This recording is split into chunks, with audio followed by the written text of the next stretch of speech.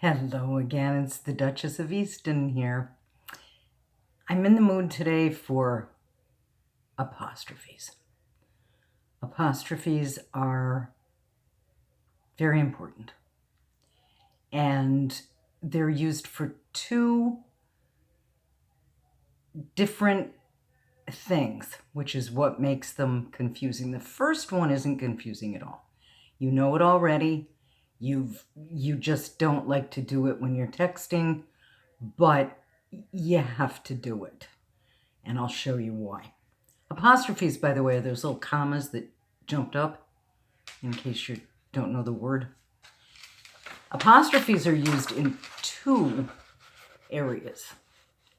They are used in contractions, okay? Now, contraction is two words put together to make a shortened version of it. And they're ones like cannot becomes can't. If you leave the apostrophe out, can't is actually a word. It's a word, it means slang terms. If he talks with a lot of can't, it means he talks with a lot of slang words. So you can't leave it out because it becomes a different word. Does not becomes doesn't, which if you leave out the apostrophe, it says docent, I think. It's not good. Would not becomes wouldn't. Will not becomes won't. That's one of the few, the only one I think that doesn't follow the rule that you just simply put the two words together. And I think the reason for that is because willn't just sounds funny and it's hard to say. So I think that's the reason for that. I would becomes I'd. If you leave the apostrophe out, it's id. Totally different word. I will becomes I'll. Again, leave the apostrophe out, it becomes ill. She would becomes she'd. If you leave the apostrophe out, it's shed. He will becomes he'll. If you leave the apostrophe out, it becomes hell. And let us is one of the few that you really never think of anybody saying let us. There's only one place I know of where it's said, and that's in church. Let us pray. Nobody ever says let's pray. Everybody says let's, but if you don't put the apostrophe in, it's he lets the dog out every morning. All right? It becomes a different word. You are becomes your, not the your. That's the possessive pronoun. They are becomes their, not the place. All right? Or belonging to them. Who is or who has becomes whose, not the one without the apostrophe, which means belonging to who. Whose gloves are these? Not who is gloves are these.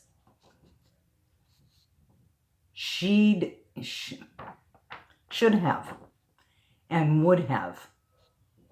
If you don't put the apostrophe in, you think there should have. OF. They're not. They're contractions. Should have, would have, could have, might have. All right? Not of. Never of. And there's one more example of it.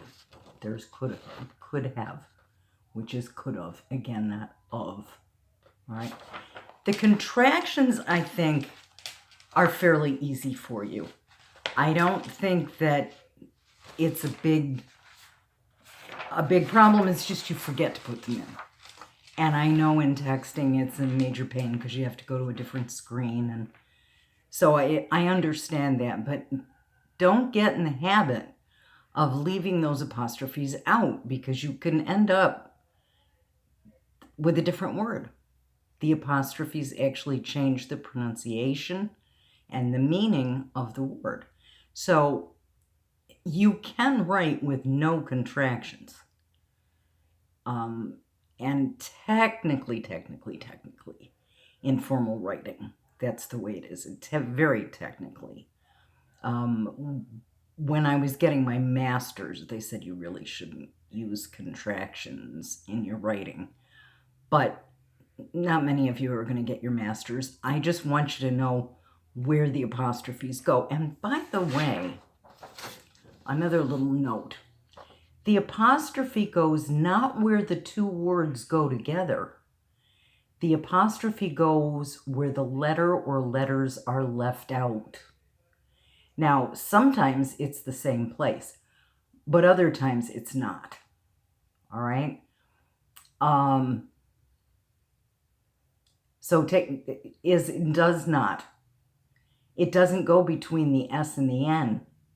It goes between the N and the T because it's the O that's left out. So the apostrophe substitutes for the letter or letters that are left out. And that's how you know where it goes. Okay. Now, if that's the only place we used apostrophes, life would be simple and I could stop now and everybody'd be happy and you probably wouldn't have any trouble with them anyway. Unfortunately, that's not the way life is.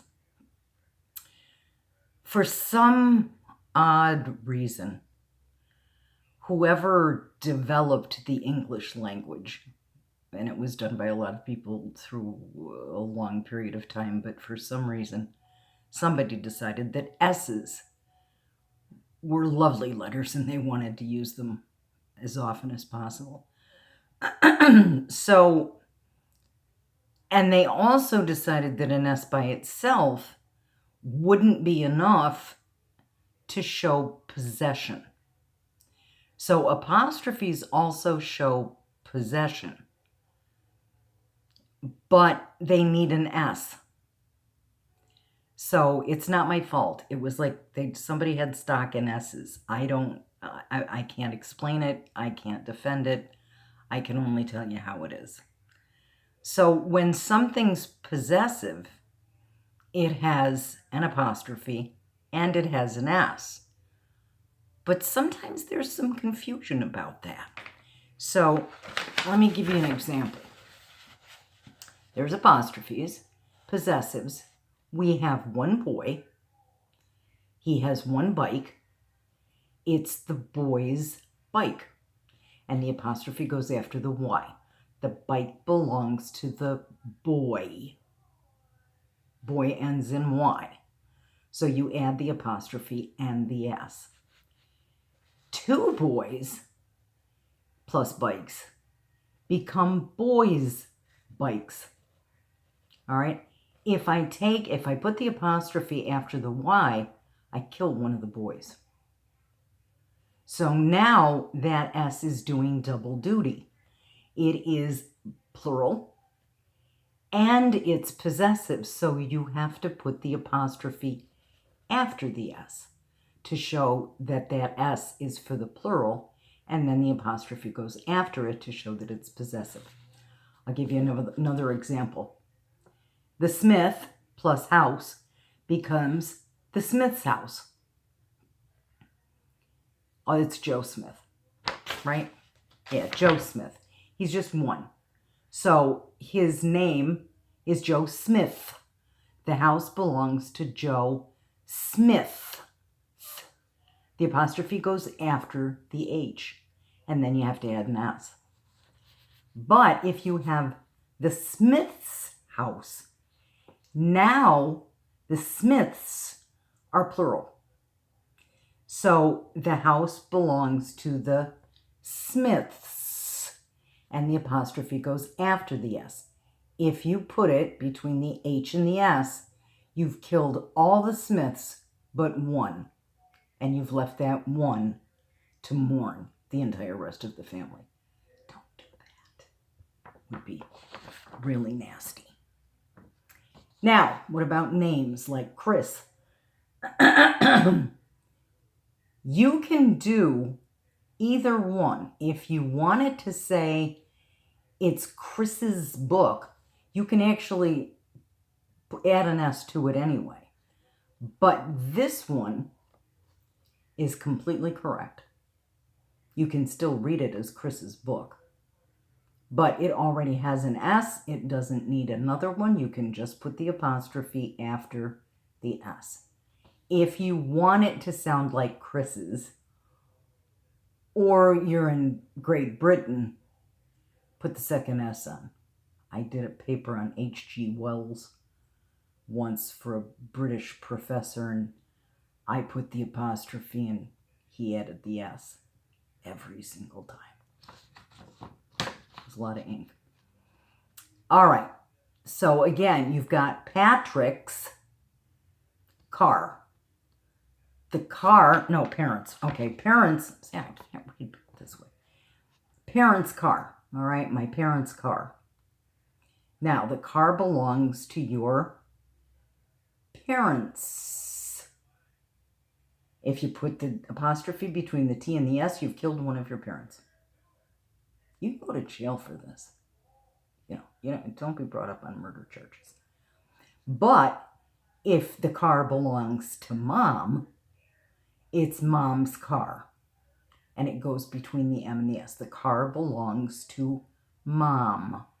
Ask yourself, to whom does it belong? Or who does it belong to? And the answer to that, it belongs to mom. It's going to go after the M. It belongs to my parents.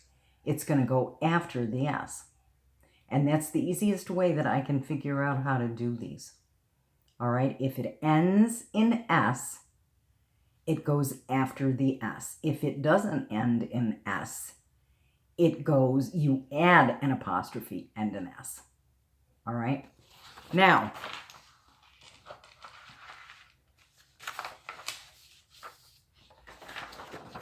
I'm going to have to read this sideways because I can't read it otherwise. Possessive is shown with an apostrophe and an S, unless the word already ends in S.